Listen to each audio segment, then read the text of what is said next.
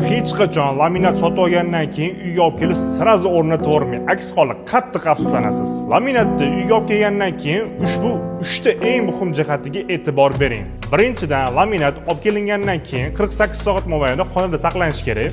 Bu vaqt ichida laminat xona haroratiga va namlikka moslashadi. Ikkinchisi, 2 metrlik pravilada og'ishi 2 mm dan kam bo'lishi kerak. Nimaga? Stol misolida aytadigan bo'lsak, tek stolni olib, ustiga qog'oz yopishtirib qo'yadigan bo'lsak, u bitta monolit bo'ladi va stoldagi qog'oz stolni qanchalik tekisligini ko'rsatadi.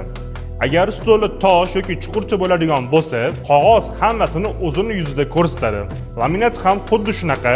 Steyashkadagi nima notekislik bo'lsa, laminat xuddi shuni ko'rsatib beradi. Uchinchisi, steyashkaning namligi 2% dan yuqori bo'lmasligi kerak. Aks holda poringiz shu holatga kelishi mumkin.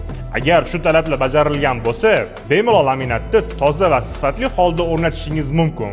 Laminat tanlashda adashmaslik uchun bizga obuna bo'lib qo'yib, pastdagi raqamlarga murojaat qiling.